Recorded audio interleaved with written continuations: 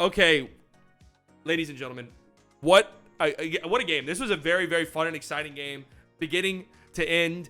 A little bit frustrating there at the end for the Mavericks, right? We're very happy that they pulled this game out. We're very happy for Luka. We'll talk about him in a second. What a night he had. His best game of the season, bar none, right? Season high in points, 41. Season high in rebounds, or tied. Season high in rebounds, rebounds or whatever. But a very good night for our boy Luka. Needed tonight badly. Just the way things have gone for him lately, efficiency-wise, desperately needed tonight, and we got it. A little bit frustrated. Just gonna be honest, man. You guys know kind of how I can be sometimes. Just got to get the negative out of the way first. Frustrating into the game where the offense just collapsed. This is a very good Raptors team. I don't think their record really indicates they've been dealing with a lot of stuff injury-wise, COVID-wise. They're literally running a seven-man rotation. They've been running a seven-man rotation. As you can see here, they ran 7 guys tonight. One of them was Champagny, an undrafted rookie who fouled Luka like 4 times in a span of 30 seconds in the fourth quarter. So, the Raptors are a good team. But there was in the fourth quarter, probably 8 or 9 minutes left, the Mavs were in the bonus, up 6, 8 points, something like that. And it was like, at that point right there, you're like, okay, pull away. At some point, these guys are going to be getting gassed. They had 3 guys exceed 40 minutes tonight, right, in a random regular season game. At some point, they're going to start getting gassed. Let's just pull away. And nope, you just let the Raptors climb back, and to the point where you actually were losing. At one point, you were down 1. With under 2 minutes to go in this game. Is this what it was? I think this was what it was. Because Fred VanVleet, All-Star Fred, that's what the Raptors commentators call him, right? Pulling up from there with 2 minutes left in the game to go up by 1. Then Luka comes back down the floor. Again, what a night for him. Spinning. Oh, beautiful. Spins right past Scotty. Love to see that. Beautiful take right there by Luka that gave the Mavs a lead. Horrible possession here by the Mavs. Luka bails them out, though, with the 3. This was essentially the dagger, right? Up 4 with a minute left is definitely a game you can lose. But fortunately, the Mavs held on. Look at him mean mugging. Oh, come on, Luka. Love it. What was this right here? Oh, this was a great play by Maxey, who had just a terrible fucking game. Maxey was abysmal tonight, man. Just horrible. He was horrid tonight. And here is this scary sequence here. Because of that Maxey turnover, the Raptors had a very good chance here to tie or take the lead. And Fred pulls up from right here. I didn't have the full clip. You see 18 seconds left. Fred pulls up from right here to give the Raptors the lead. Shot looked pretty good, honestly. Just missed. Offensive rebounds, which killed the Mavs all night. A reason why this game was as close as it was. Then Chris Boucher missed that 3, which is another great look. The Mavs, thank God, got this rebound. KP iced it with 2 very, very clutch free throws. And then after the game, we did have some tampering. Who's tampering? Jalen Brunson and Fred? Who's tampering with who here? Jalen Brunson is an unrestricted free agent at the end of the season. Who is tampering with who? Of course, there have been some comparisons between these two in the past. Fred is a much better player than Brunson, and Brunson's a great player, but Fred is a very, very good player. And there are some comparisons between the two just because of size and play style. But, some tampering going on. Love to see it. Fred going to be in Dallas soon. Let's see what else is going on. Here's stats for the Raptors. Again, a pretty balanced scoring attack for them. Fred had an off night by his standards, 18 points on 20 shots. Usually a very, very efficient player. 3 of 15 from deep. Not very often you're going to get a shooting night like that from Fred VanVleet. He's one of the best 3-point shooters in the NBA. Matter of fact, let's just take, isn't he like a top 3 3-point shooter in the NBA? I'm looking at his stats real quick. Yeah, he's shooting 40% from deep on like high volume this season. So Mavs, luck out there. I mean, it was some good defense, right? We know this team's been playing good defense. Another team held below 100 points yet again by the Mavs. Love to see that. Of course, Fred hit some huge shots down the stretch. Scotty Barnes, pretty quiet night.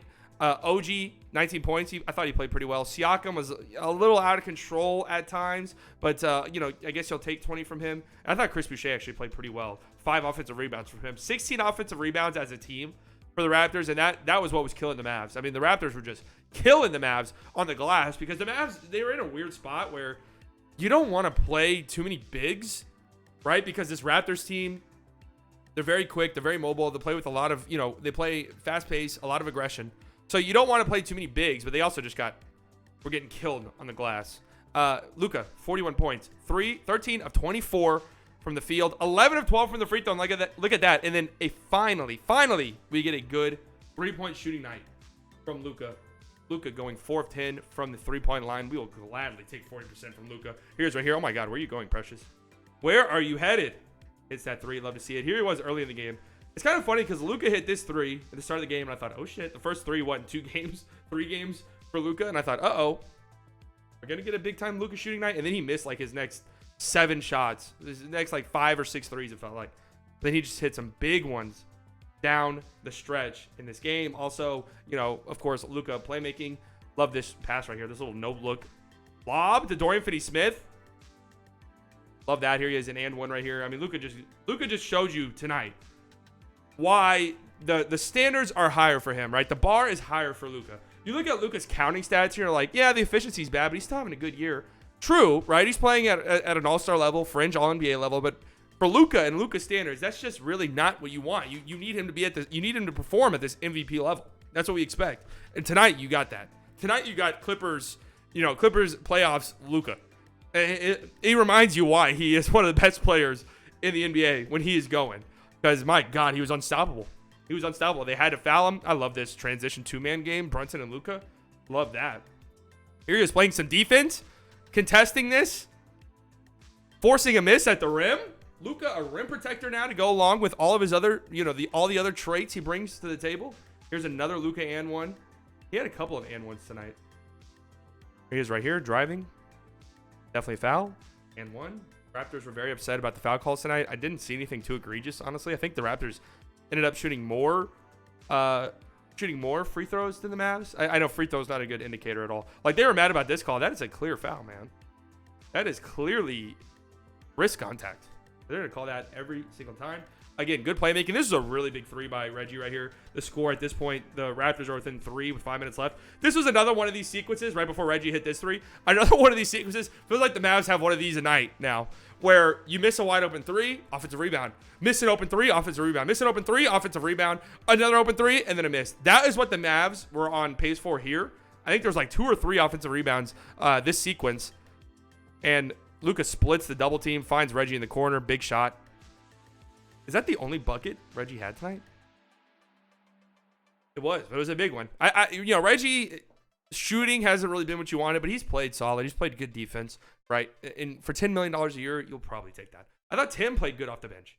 Tim had a good game off the bench. Again, you had some questionable moments from Tim, but I thought he played well. It looked like we were going to get a big-time burner from Tim. I think he had like 11 in the first quarter or something like that.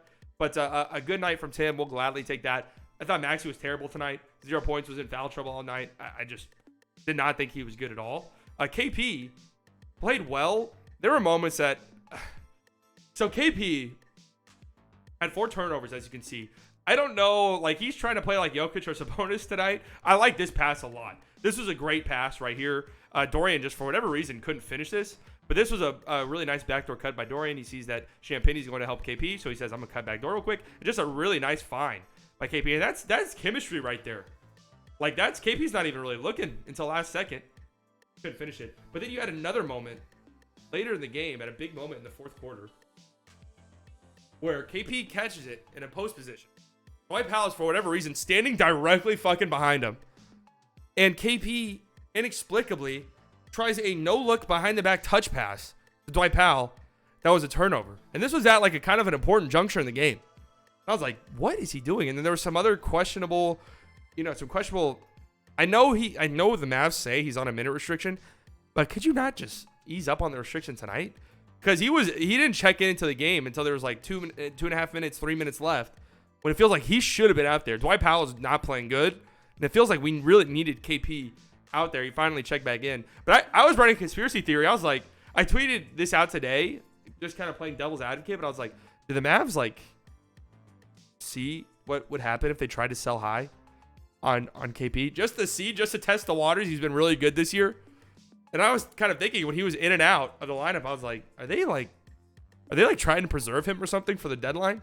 But I don't think that's the case. I believe him that they're easing him back into things. Brunson, I didn't think played great tonight. This is one of those matchups for Brunson against a lengthy team.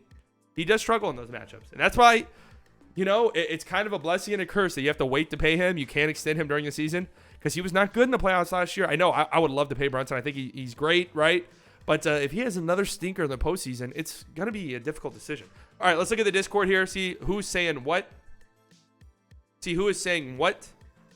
What a game. Post-game reactions. Polak always comes through with the reactions. Luka, good shooting night. 41 points, 13, 24. 4 of 10 from deep, 11, 12 from the free throw line. 14 boards, 7 assists, 1 steal. KP had a decent night, but his minutes still need more shots to take. I do agree. You know, if KP's scoring is very, like, it's in bursts, right? You'll get 6, 8 points in a span of, like, 4 minutes from KP, and then nothing for 10 minutes. And then 6, 8 points in a span of 3 minutes, and then nothing. Like, this is how it feels with KP. And that, sometimes almost feels by design for some reason, right? Like, it does kind of feel like he gets iced out. They take a timeout or something. They're like, hey, we need to get KP going, so start giving him the ball. They do. KP does his thing, and then he gets iced out again. It does kind of feel like that sometimes.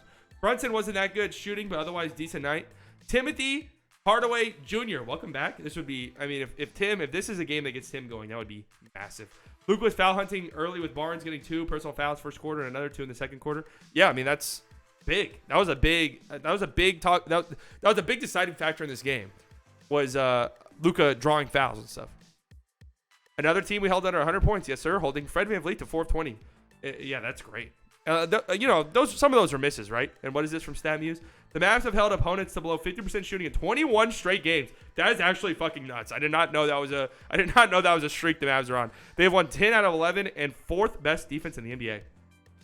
Crazy. That one loss was to the Knicks. I mean, you can't make this shit up, right? The NBA. You never know what's going to happen. Okay, the Mavs do play tomorrow night against the Suns. Another big game. I'm telling you right now, if the Mavs win that game, you will have never seen me as obnoxious about the Mavs as I will be tomorrow night if they win that game. I'll talk to you guys then. I'll be going live. That game goes, the game starts at 7:30, I believe. Oh, 6:30. Okay, so I'll be going live at like 6:15 p.m. Central Time. If you guys are not subscribed to the channel, make sure you do so. Stream every single Mavs game, post-game videos. You know the drill. Talk to you guys later. Go Mavs. Go Luka.